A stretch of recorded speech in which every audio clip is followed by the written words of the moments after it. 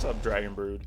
So today we're gonna actually do something a little bit different in the sense that we're gonna look toward the future. For those of you that are unaware, in Arena they actually recently added a format that's kind of future standard. It's basically what standard's gonna look like minus the stuff that's rotating, but without Zendikar yet. So this gives us kind of a picture of what some of the new decks could look like, but not totally. I mean, the thing I'll say before we get any further into these videos is that you need to be aware that once Zendikar comes out, you're going to be looking at another 250 cards. That's going to change the format. Even the decks we present here are actually going to get some upgrades. Or maybe they're no longer any good because some stuff comes out in Arena. I mean, Zendikar on Arena that comes out in Zendikar that actually makes them less useful. So you got to be aware of both sides of that going into this. However, if you just want to see some different cards get used, well, stick around. We have something for you. And before we go any further, y'all know the drill. Remember to like this video, subscribe to the channel, hit the notification bell, because that's really helping the channel move forward. And we'll go ahead and take a look at this deck. So we're going to be taking a look at a Gruul list without some of our favorite Gruul cards, unfortunately, because they're rotating. Let's see what it looks like moving forward.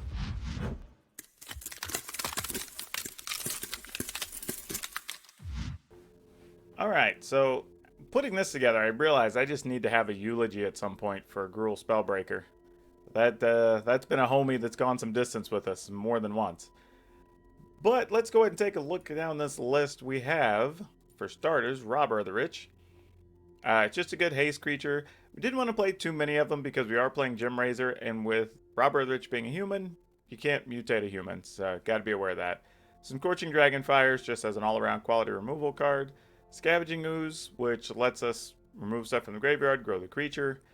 Galea is actually now back in the list, temporarily. Again, until we see what's in Zendikar, this is a reasonable fit for what we're looking for. Bonecrusher Giant, full set. Garruk's Harbinger. I think this card's going to have more weight as we move forward because black has the best spot removal cards, at least going into the fall rotation. So if you have something that's hexproof from black, that does give you a little bit of a leg up. We're going to try playing with Garruk Unleashed just as an experiment. You know, we haven't actually gotten to use this card much, so I figure if there's a time to really see how the card plays and if we really like it, this is probably that spot. Going to play 3 Gem Razor, 4 Questing Beast. You know, I was going to play 1 Elder Gargaroth, but actually let's change this to the new Vivian, I think is what we want to do with that. Let's go with that. We're going to play 3 Ember Cleaves, 3 Stone Coral Serpent, 3 Primal Might. Going to go with 7 Mountain, 9 Forest, 4 Temple, 4 Fable Passage. That is 24 lands. We do have a reasonable amount of removal cards in here, considering we're playing the Primal Mights, Bonecrusher Giants, and Dragonfires. And the interesting thing is these are all pretty flexible cards, right? This lets us pump something up and get extra damage in. This can be targeted at the opponent when we need it to. This actually helps us take care of Planeswalkers and anything that could potentially have, you know, anything that comes out of the graveyard, actually. It's a way to just remove those. So if we're running into Luris decks, things like that, this could be pretty useful too. We did build a sideboard in case you want to just try this in the Arena Ranks queues, just going through this, but there's some Ember Shieldbreaker, the 4th copy of Dragonfire, a couple of Wildborn Preservers, Garruk Harbingers, the 4th one, 1 Garruk's Uprising. Thinking this could be good in control matchups where you're just trying to draw cards to kind of keep pace with what they're doing. 3 Thrashing Bronodons, 2 Klothys, and 2 Elder Gargaroth. So kind of a little bit of everything. Don't know if this is really where we want to be, but these are all cards I'm familiar with, cards we've played in other versions of Gruul here over the last, 8 to 12 weeks. So we have a good idea of how these all work. But let's just go ahead and see what everybody else is up to in this format. Let's take this into the arena and see how it does. Oh boy. I say we keep this. I mean, we are playing first, but this does let us kind of filter our top card. It is a land, so we'll keep it. At least guarantees. Bare minimum, we could play our Bonecrusher Giant if necessary. Gonna pass. We'll probably try to shoot something if we can't. We'll just shoot the opponent here, probably. I mean, there's a chance to copy this. I'm sorry about the lag, actually. I haven't had any issues with my machine, but I feel like since this most recent update, Arena's lagging a little bit here. So I'm going to keep that in mind.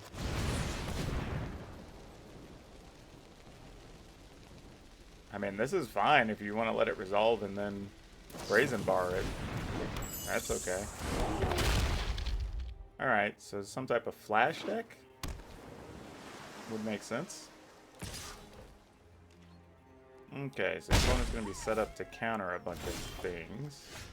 So really we're looking to draw 4th mana so that we can get something countered, then Primal Might something. I don't think it's in our interest to play the Harbinger here. I would rather just wait.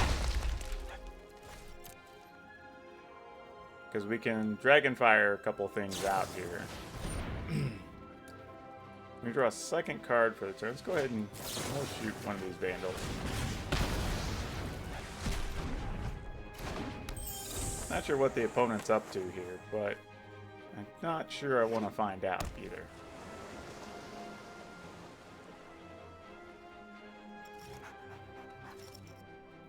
They are being very patient here. I don't know what's going on. Alright, that lets you draw a card that puts a counter on the Vandal. Interesting. So what's the worst they can do? Like unsummon something? Alright, so I'd rather do this first. As much as I'd like to attack, let them commit to their blocks, like, they could have a random card that, like... Oh, they don't even have a counter there. Ooh, that's good to know.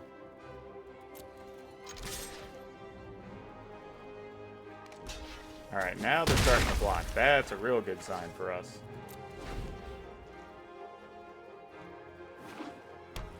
So next we may... I mean, maybe they have just... Well, they don't have a counter they could afford to play there, so I don't know what this means. Well, that doesn't hurt. Let's attack with the Bone Crusher Giant.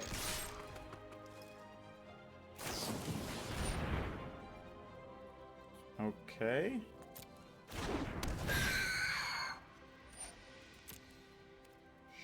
Sure.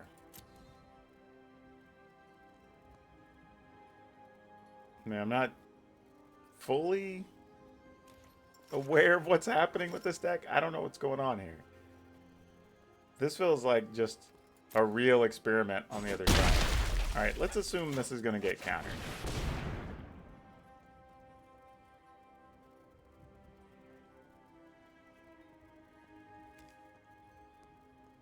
Enters the battlefield, so it only has a one-time thing. Alright, so Lofty Denial. Wondering if I want to use this just knowing we're going to try to be casting this other stuff next turn. I feel like we should.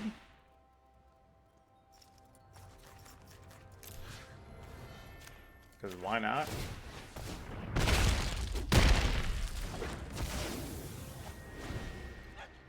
Because at some point they just have to deal with this Bone Crusher Giant.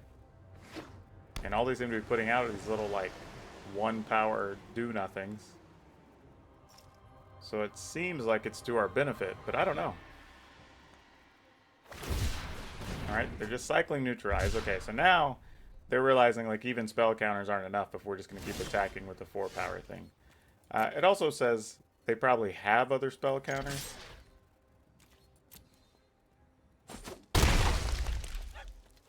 Alright, well,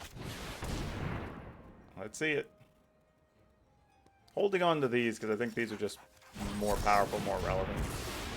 I don't really care the opponent's even doing all this. Meaningless to us. They're going to play some other do-nothing, probably. I mean, this is the problem when you play those spell counters, right? When you play all those spells, if your opponent deals with a couple of the threats you have, the rest of your deck doesn't do anything.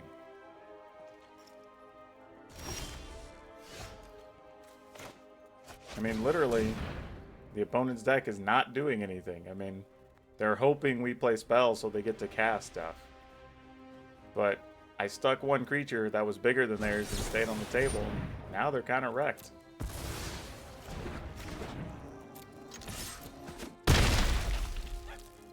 Alright, in turn. They gotta get to what, 8? Yeah, so we're not worried about that with 2 cards in hand. Cycling an Omnicy, sure.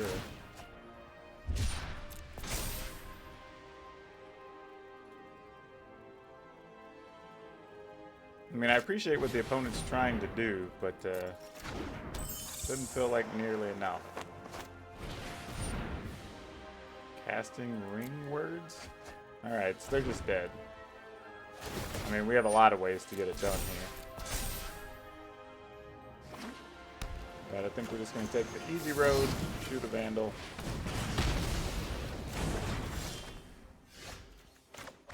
Then cast Questing Beast for insurance. Yep, that'll do it. This is not the greatest thing, because you don't really want to be playing Scavenging Ooze as your turn 2 thing, but you know what? Sometimes you just do. Because that's what the cards dictate. So I'm going to go ahead and play a Mountain first, just to try to, like, somewhat conceal what we're doing.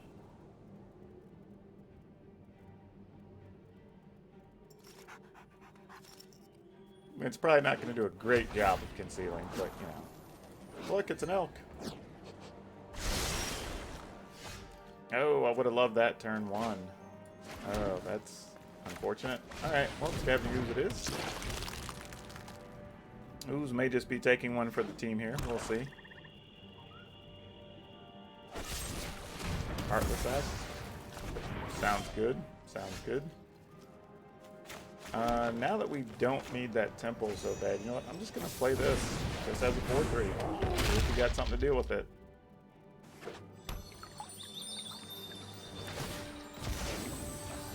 I mean, they might have like an eliminate, you know, because taking 2 is better than taking 4.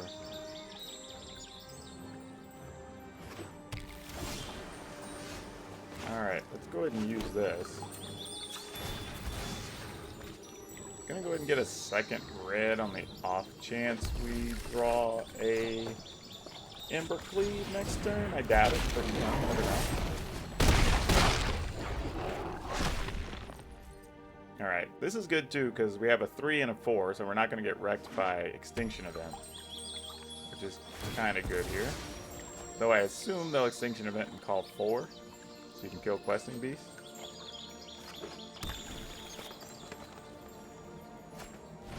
Nope, just a Questing Beast of their own. Well, you always end up blocking, because it does no good not to. Unless you have a removal card in hand, but we didn't.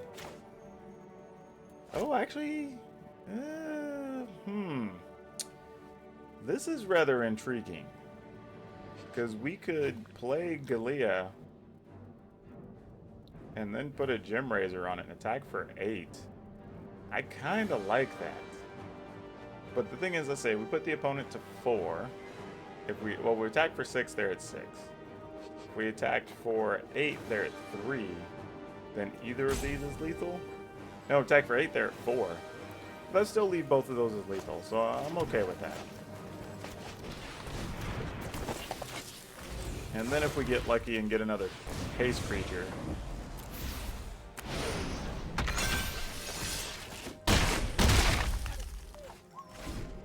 we can just discard what's in our hand and load our hand back up. So that's kind of nice too. Alright, we're good.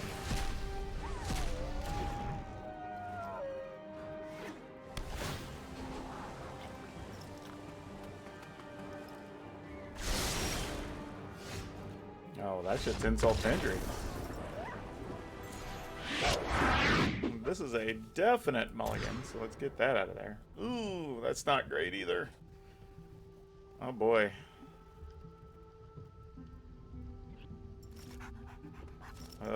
This is not happy. Let's get rid of a mountain, I think. And then we'll use this to just go get a forest. This is going to be a tough hand to come back from. I maybe even still a mulligan to 5. So it's very possible I'm not even giving us a fighting chance out of the gate. But, I don't know, maybe we'll find like a Robber of the Rich or something here. Not quite.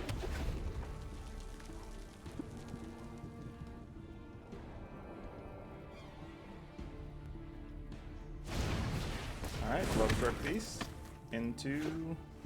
Alright, so we're definitely going to be staring at a big Love Struck Beast next turn. That's going to be a problem. Unless maybe we find a Questing Beast or something.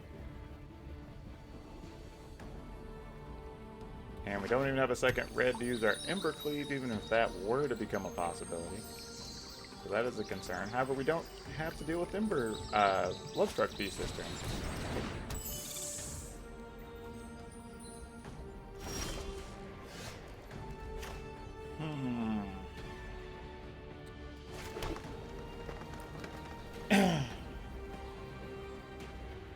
I mean, I'm willing to trade for both of those, I think.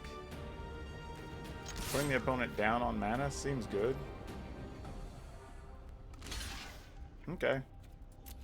Also means they're not going to be able to attack with their questions or with their Love Struck Beast easily, so that's fine. And now if we find a red land, we can Embercleave past a Love Struck Beast, which is going to be pretty nice. So we've given ourselves some options. This draw is not doing us any favors. Alright, there's an Uro. Annoying, but not quite problematic yet. He's only the third card in the graveyard. Alright, so it looks like they're only playing blue-green. So if so, I'm willing to just run this out there. Seems like the correct play.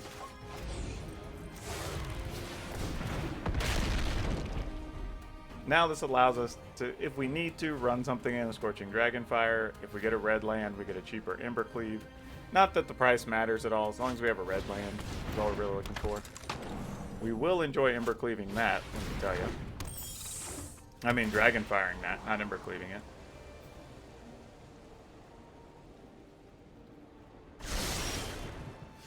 Okay, now we're talking. Now we got some things happening. Here, though, we do have to be careful because we send 2 creatures to the graveyard. That'll be 5. The opponent just needs 1 more card to be able to bring Uro back, but we would have an Embercleave out with the Scorching Dragonfire, which is very, very good. The opponent's choosing...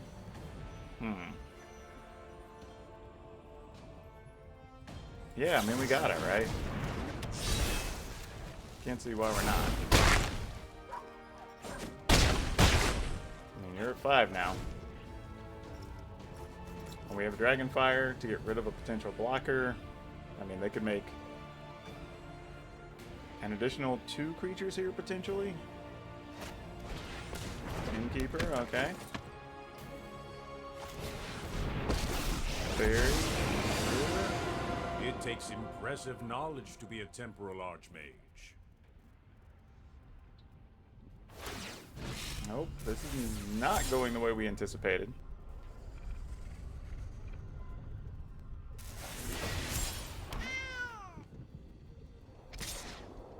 Oh, they're just coming after us. Interesting.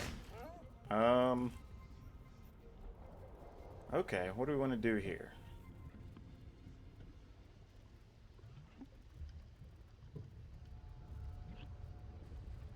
So,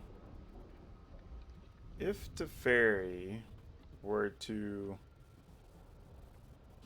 Oh, man, I think I forgot how phasing interacts. I think it takes everything attached to the creature. So if they get the Gem Razor there, we potentially lose it. But then we attack with the other one. They double block. We kill the Pixie, kill the token, trample opponents at 3. I think that's what we do.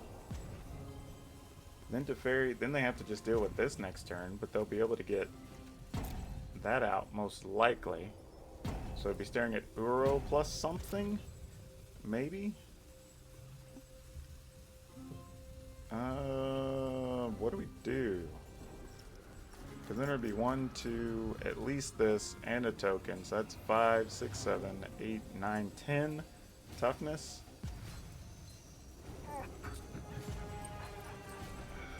Because the opponent would be at 3? We could just shoot the fairy. I don't know. Let's see what happens.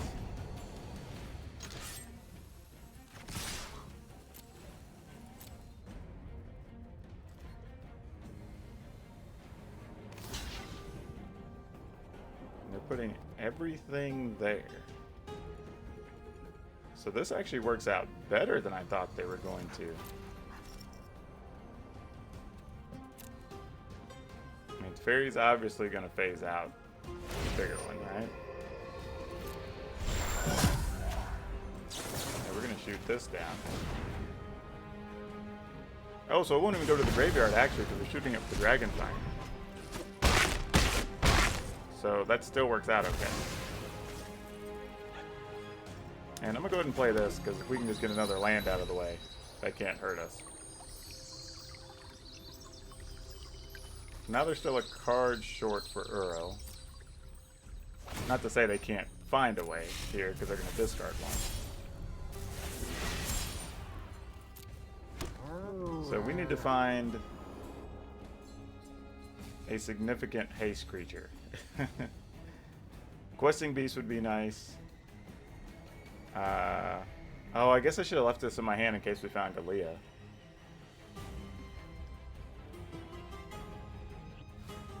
But even then, this is 10 power they have to deal with.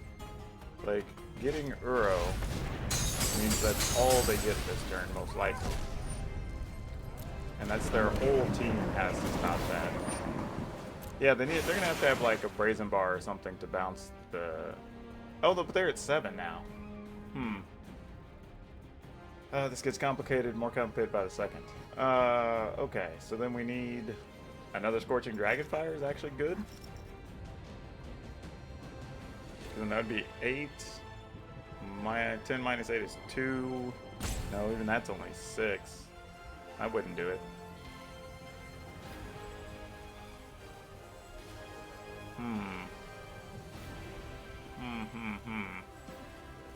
That's a tough one.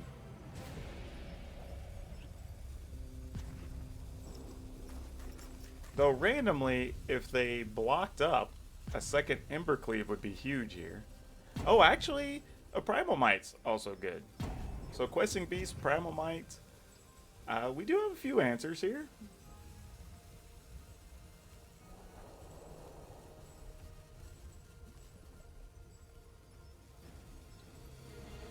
I say Questing Beast because then that would be 8 coming through between 2 separate creatures, and because they'd have to put everything on the creature with the Embercleave.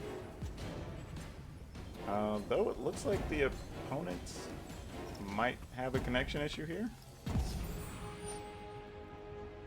Alright, that resolves. And we'll pass. We'll go get another mountain, I guess. Not that it's really relevant. We're just getting lands out of the deck at this point. Oh, that's not good. Alright, well, let's give the opponent a chance to get back.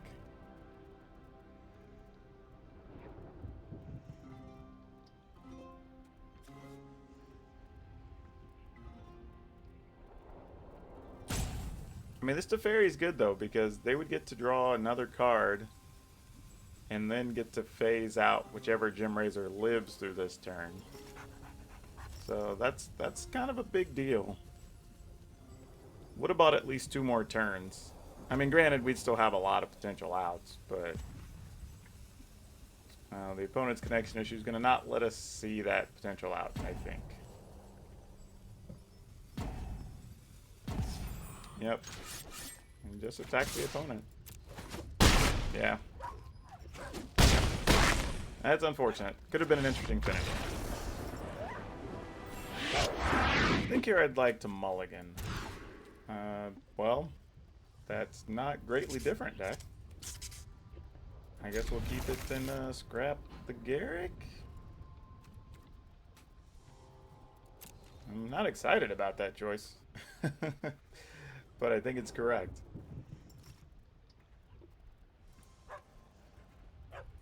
These angry dogs. Everybody like putting these angry dogs on.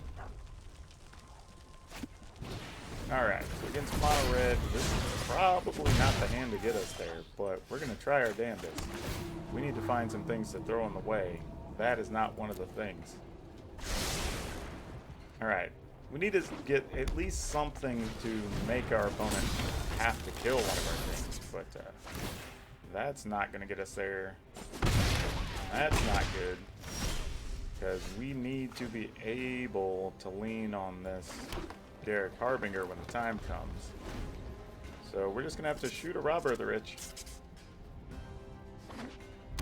Hope the opponent doesn't have too much more here.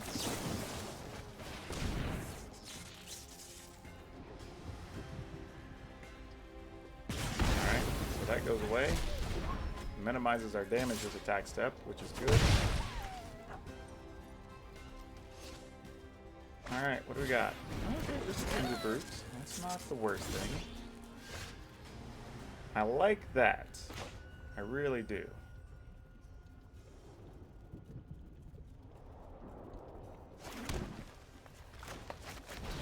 Mostly because now it means we can search, play Questing Beast. We don't have to worry about playing the Temple. Depending on what we draw next turn, we could potentially also play like a 2-2. And then Primal Might something if we want to. This pretty much tells us they have a giant here. I'm going to go no blocks. I mean, if you have 2 burn spells to kill my Harbinger, so be it. We're going to make you earn it. Oh, now the plot thickens a little bit. Hold on. This gets really interesting.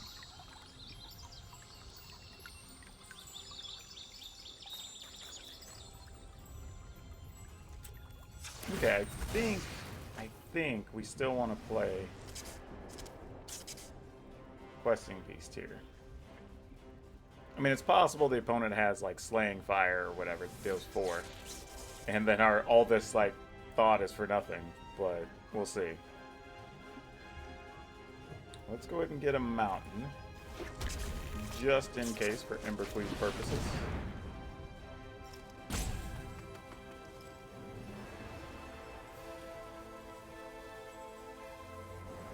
I mean, even if they have a kill card for the Questing Beast, this gets in for 4. Hopefully we get to... Hope we don't miss and can get a creature. Then we're taking between 2 and 4 damage next turn, which is still totally reasonable with the opponent being down to just a couple cards.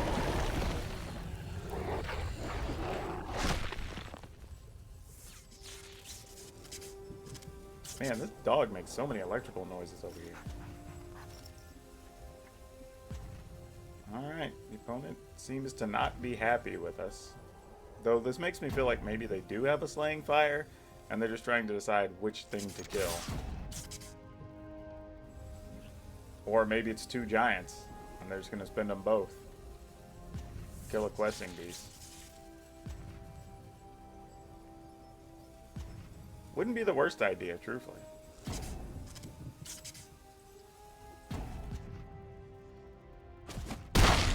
Oh, they didn't.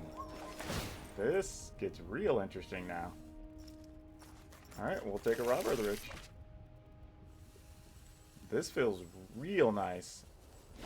This is the type of situation that starts to get you overconfident. Yeah, alright. I'm going to keep this hand. It's pretty good except against, you know, slower control type builds. Then we'll probably be hating ourselves. But for the time being, we're going to go ahead and get rid of that temple because we're probably going to need to be able to do everything we want here on these coming turns as far as shooting stuff and whatnot. Just like we were talking about, this is probably not great against that particular type of deck, but what are we going to do? Questing Beast incoming? Because that would hurt. Help cultivate. So it's going to be like that. Okay. Randomly, we could use Gem Razor to get rid of this if we need to later. Just something to keep in mind. Alright, we'll go ahead and shoot the opponent. We can't do much else here.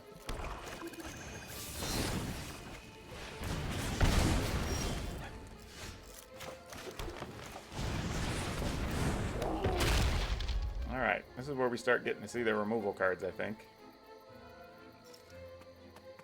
We may need to get rid of this, though, so we don't have to deal with something like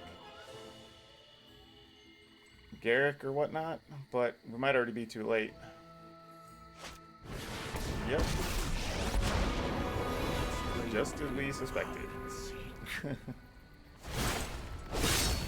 Alright, well I guess the good news is we could kill Garrick. Oh, actually, let's just play this to kill Garrick.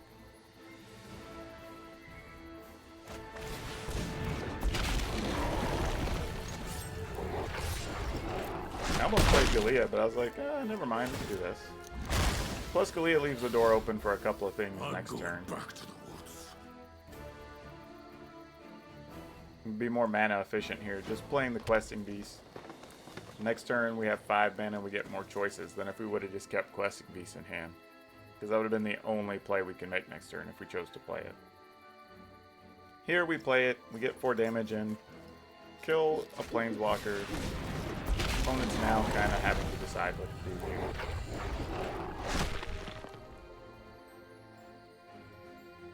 here. Interestingly, it's interesting. I'm not even sure if... This is one of the few times I'm not sure I want to block here.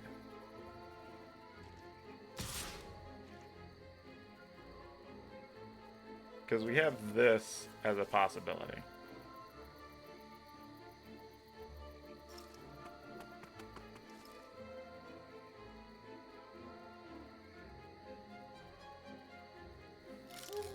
I just feel like that's a bad use of resources. I'm gonna block. I really thought about it, though.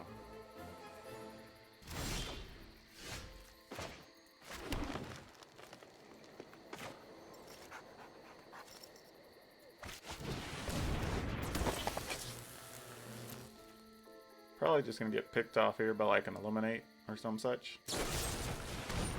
Yep.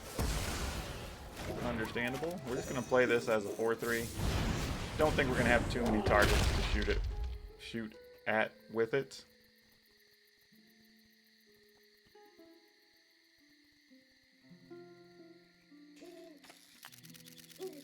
And this is not generally the best situation for us here. Alright, they're gonna make a 3/3.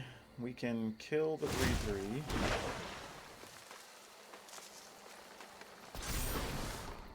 I love making new friends. Alright, bonus down to 2 cards. That's good to know. Well, now we need an additional removal card.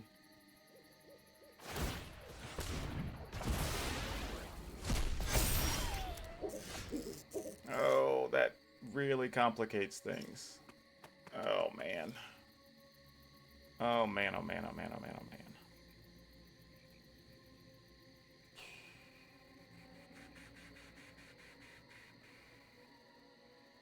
Man, I wish one of these other cards was a land. Actually, one of the Gem Raisers was a land. That would have been a great turn here. But now we're kind of in a rough spot. Because I think we have to... And they have 1 card left. Problem is, this Scavenging Ooze could be a 6/6 next turn. And that's a problem. Actually, a 7/7. Though we do have a Dragonfire we're not going to use on this turn, so let's see what happens. But I think we may be in Embercleave or no territory, potentially.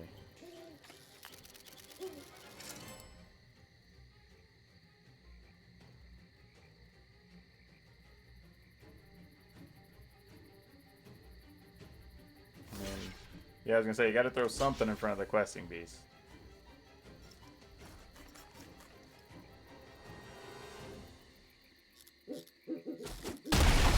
Alright, so that at least worked out okay. I mean, the opponent could have another creature in hand and then minus Vivian, and then things get kind of weird here. Another Garrick is also pretty bad. Though an Embercleave after it would be great, because then we could take out both Planeswalkers. That'd be great.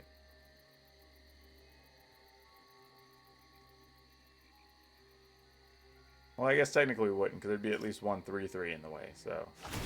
we could severely injure one and take out the other. I call, and Decoria answers. Alright, you have 2 cards and a Petitioner. Okay. That's a thing we don't get to see too often.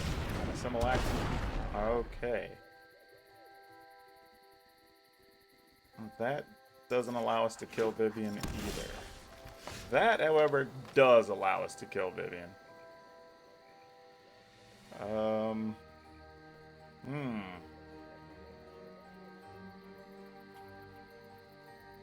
So we have to do this. Oh man, again, we're going to be a mana short because we need to do this for 1. Man. If we want to kill Vivian, we have to do this for at least 1. And if we're going to do it for 1, we might as well do it for more because we're not going to cast it. Well, let's do it for 2 in case there's something we want to use the Scorching Dragonfire on.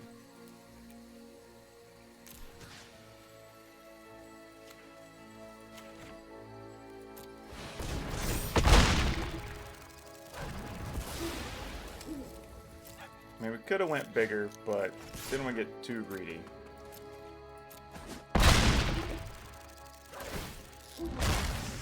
I'll survive. I mean, because the opponent being at 2 less puts them at 12. So, oh, no. No. Oh, man. Such a good draw from the opponent. Yeah, I mean, that's the play you gotta make, right? Alright, alright. You weren't fit to survive.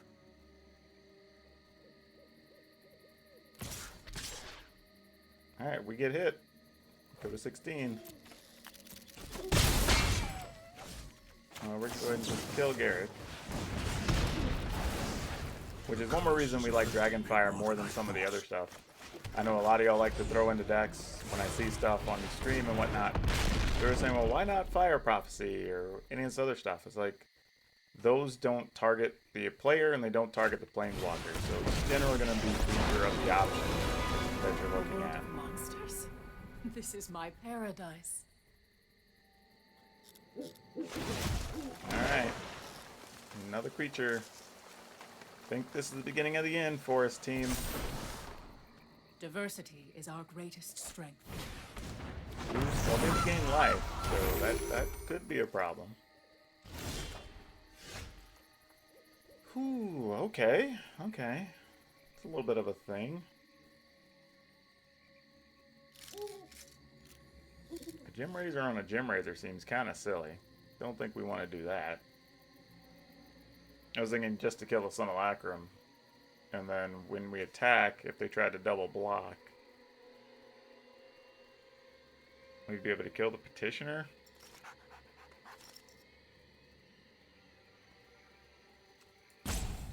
But I mean, yeah, sure. I mean, I guess we just attack into Vivian, right?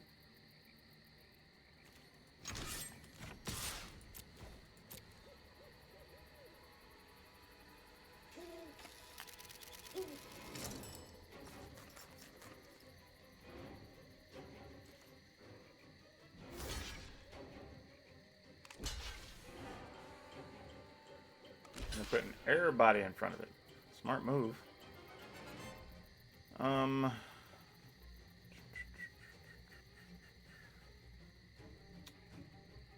probably want to take the 3/3 out first.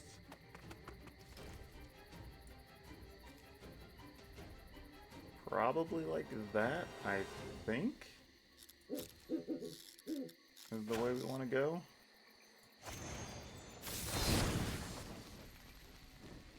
Shooting this. So, I mean, it's going to limit them getting an additional card. We get to kill 2 creatures. I think, actually, we still just... No, we play this. Because the opponent doesn't draw anything worthwhile. Then we can play this, kill that, then attack. Oh, we are struggling here. I feel like we've been going uphill since turn 2, it feels like.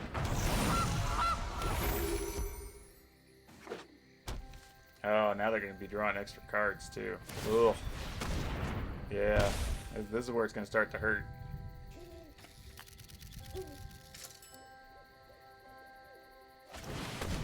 Oh, and a Garter up. Yeah.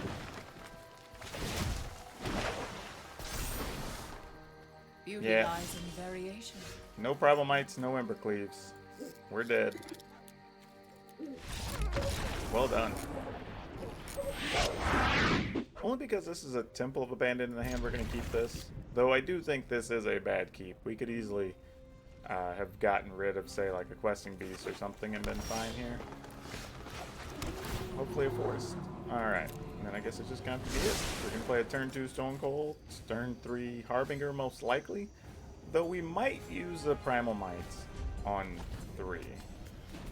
Depends on what else comes up. Alright.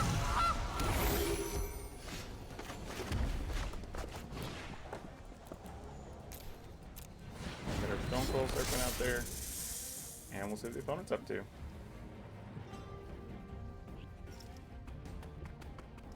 So if they're relying on Goose for a second color, they have it now. Oh, just Bone Crusher Giant. Okay, now see, that's interesting because they end up using their red mana to be able to kill that. So this got very interesting all of a sudden. They wanted our creature dead more than they want. See, I would say if I was on the opponent's side, I would have just played the Bone Crusher Giant. Because if you're going to have to give up one of your actual mana resources, you're better off just having a 4-3 instead of just killing my 2-2. Like, there's not enough value there at all. The interesting thing here is I'm just deciding if I even want to play a Questing Beast or if I just want to Primal Might the opponent. But I think we're actually going to Questing Beast. Because even if they make a food, use the food to play a creature, next turn we can Primal Might or Embercleave our way through. So yeah, this is looking pretty rough for the opponent here.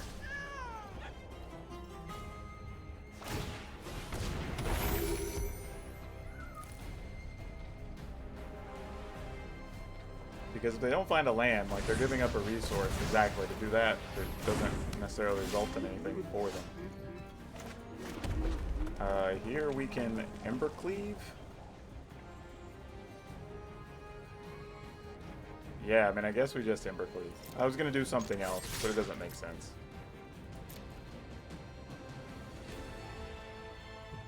I mean, the opponent's sadly in a very unwinnable position here. Yep.